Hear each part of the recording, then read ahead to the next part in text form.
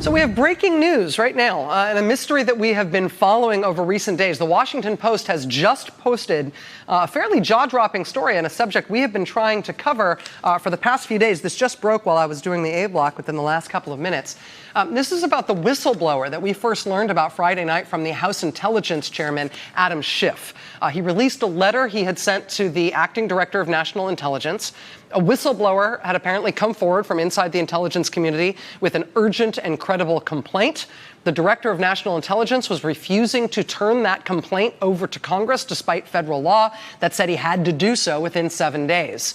The DNI blowing through that deadline is something that no director of national intelligence had ever done before. Now, the director of national intelligence said he wasn't handing over the complaint despite the law because he claimed it contained potentially privileged material.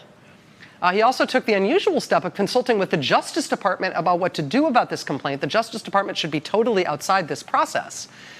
All of those strange circumstances led Chairman Schiff to conclude that the whistleblower complaint might have something to do with the president or senior administration officials close to the president. Well, tonight, the Washington Post has just broken this news. A scoop that suggests that Chairman Adam Schiff was onto something. The headline is this: Trump's communications with foreign leader are part of whistleblower complaint that spurred standoff between spy chief and Congress. Here's the lead. The whistleblower complaint that has triggered a tense showdown between the U.S. intelligence community and Congress involves President Trump's communications with a foreign leader, according to two former U.S. officials familiar with the matter. Trump's interaction with the foreign leader included a promises in quotes, a promise that was regarded as so troubling that it prompted an official in the U.S. intelligence community to file a formal whistleblower complaint with the Inspector General for the intelligence community. It was not immediately clear which foreign leader Trump was speaking with or what he pledged to deliver, but his direct involvement in the matter has not been previously disclosed. It raises new questions about the president's handling of sensitive information. Now, in terms of what the information was or how it came into the hands of this whistleblower, one former official is telling the Washington Post tonight that the communication in question was a phone call, so a phone call between President Trump and a foreign leader. In terms of who it might have been, well, according to the Post tonight, the complaint was filed with the Inspector General's office on August 12th. On August 12th, that's a date on which President Trump was at his golf resort in New Jersey.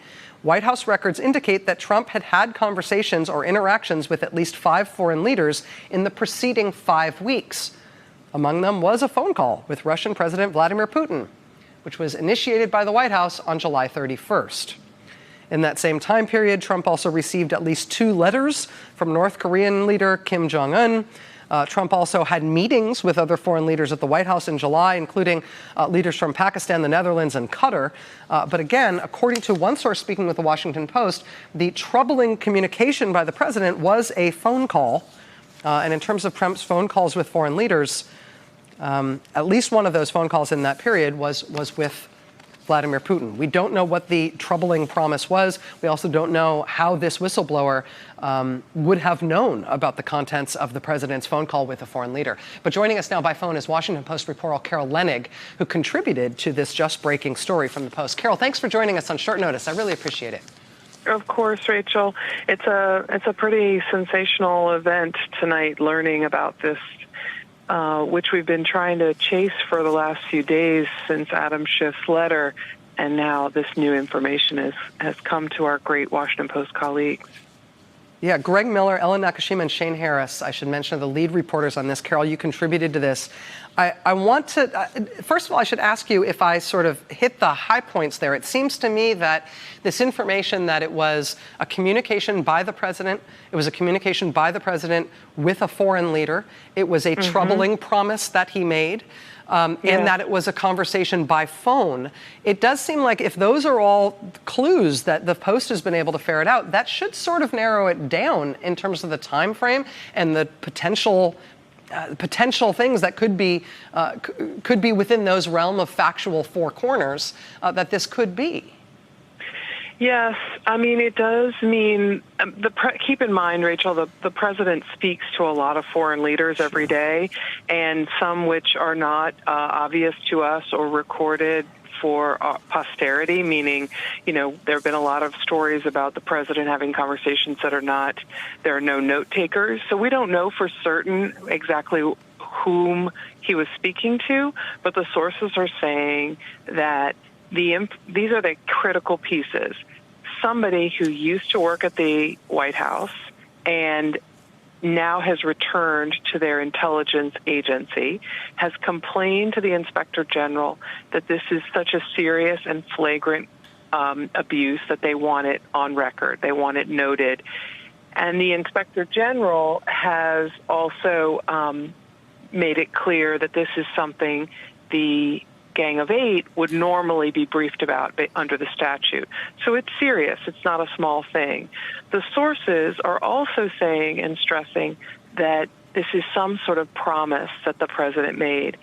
Meanwhile, White House sources are saying to me that we have to keep in mind that the president is the ultimate sort of declassifier in the government. And if the president decided that he wanted to share something sensitive or provide something sensitive or promise something sensitive, that he has full authority under the law to do that.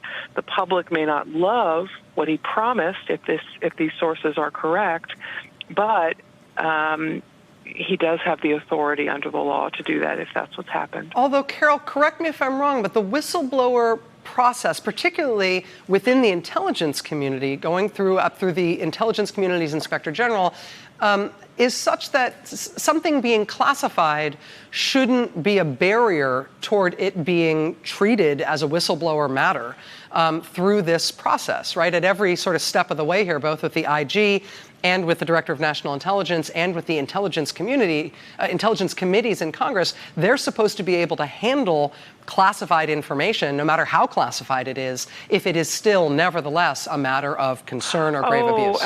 Absolutely. I mean, it's not something the Gang of Eight can't know about.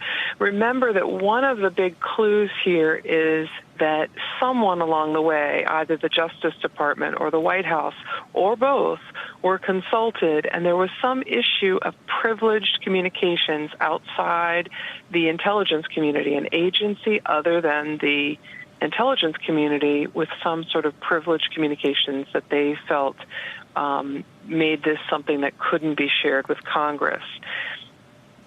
That immediately screams out to a lot of reporters, is this some sort of White House executive privilege? We don't know the answer to that yet.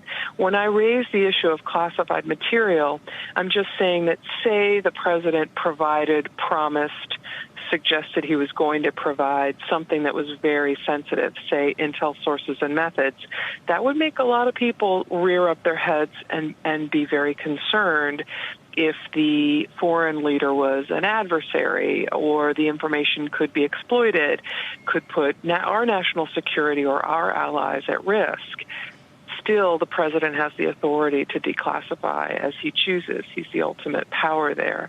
I'm not saying that you couldn't share this kind of whistleblower complaint with Congress as a result of some of the information being classified. And Carol, to the point, it's really interesting the point that you're raising about the Gang of Eight. Obviously, again, the process in terms of intelligence oversight is that they're supposed to be able to see everything and they're supposed to be briefed on everything, no matter its sensitivity.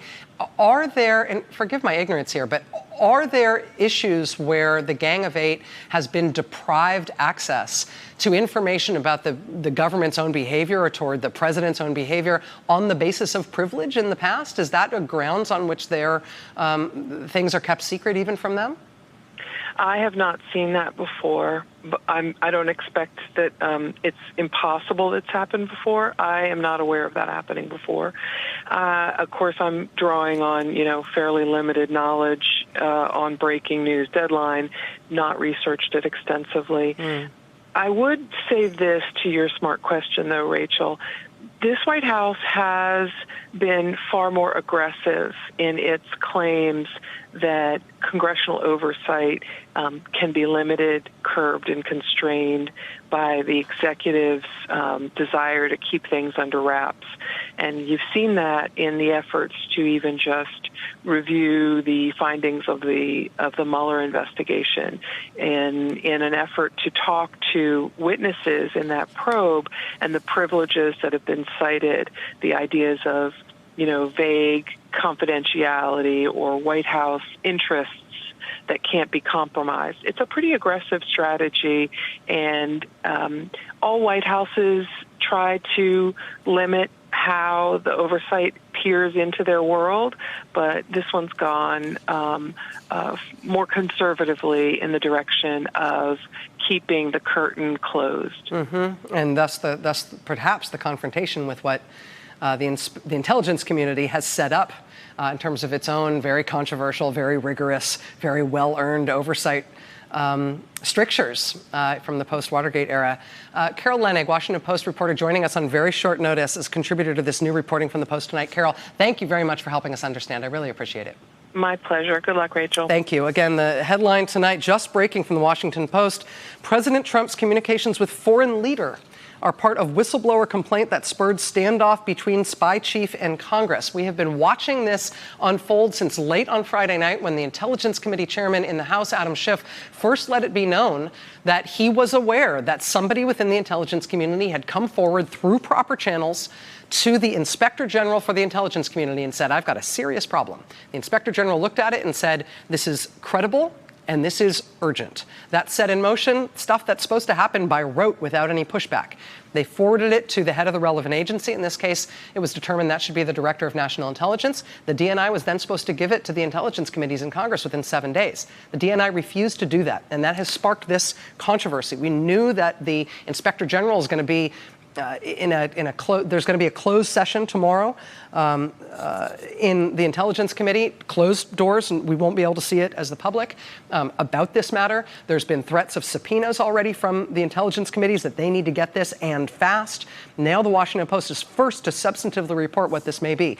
If, in fact, the president, as is claimed in the Washington Post reporting tonight, made some sort of claim to a foreign leader, a, quote, promise that was regarded as so troubling that it prompted an official in the U.S. intelligence community to file a formal whistleblower complaint. I imagine that this one person is probably not the only person who knows what that promise was. They're coming forward on this matter now that the country knows how serious this might be. I imagine will be the start of this story. We've got much more ahead on this. Ahead, stay with us. Hey there, I'm Chris Hayes from MSNBC. Thanks for watching MSNBC on YouTube. If you want to keep up to date with the videos we're putting out, you can click subscribe just below me or click over on this list to see lots of other great videos.